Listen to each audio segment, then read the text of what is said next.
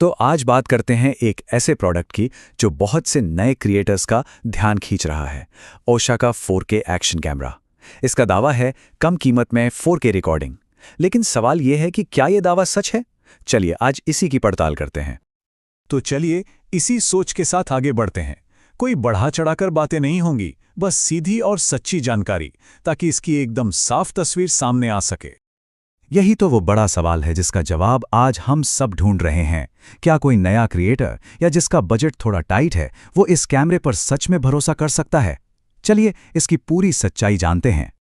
ठीक है, तो सबसे पहले उन चीज़ों पर नज़र डालते हैं जिनकी वजह से ये कैमरा मार्केट में अपनी पहचान बना रहा है। आखिर इसके प्लस पॉइंट्स हैं क्या? देखिए, कागज़ पर तो ये कैमरा एक ज़बरदस्त डील लगता है।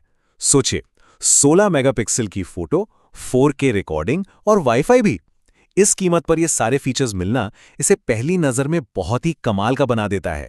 किसी भी नए इंसान को तो यही लगेगा कि वाह, पूरा पैकेज ही मिल गया। लेकिन हर कहानी के दो पहलू होते हैं, है ना? तो अब बात करते हैं इसकी असलियत की, जो शायद थोड़ी चौंकाने वाली हो। ये वो हिस्सा है जहां वादों और हकीकत का आमना सामना होता है। और ये है इस कैमरे की सबसे बड़ी और शायद सबसे निराश करने वाली सच्चाई। सिर्फ 20 मिनट। जी हां, एक बार फुल चार्ज करने पर इसकी बैटरी मुश्किल से बस 20 मिनट ही चल पाती है।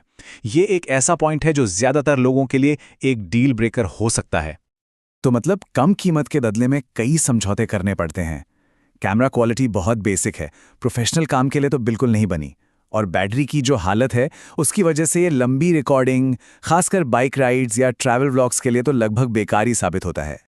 तो इन सारी अच्छी और बुरी बातों को जानने के बाद सवाल ये उठता है कि आखिर ये कैमरा बना किसके लिए है?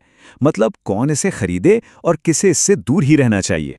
तो यहां पर तस्वीर बिल्कुल साफ हो जाती है।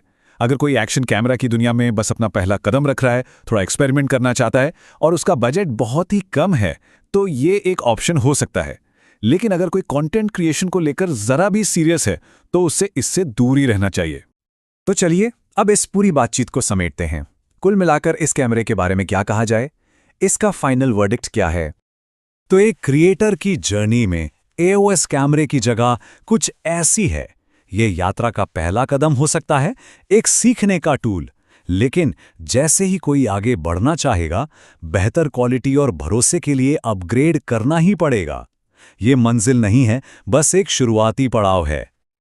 और आखिर में एक बड़ा सवाल छोड़ जाते हैं, जो सिर्फ इस कैमरे का नहीं बल्कि पूरी सोच का है। क्या शुरुआत में पैसे बचाकर एक समझौता कर लेना समझदारी है, या फिर थोड़ा और निवेश करके एक मजबूत नींव रखना बेहतर है?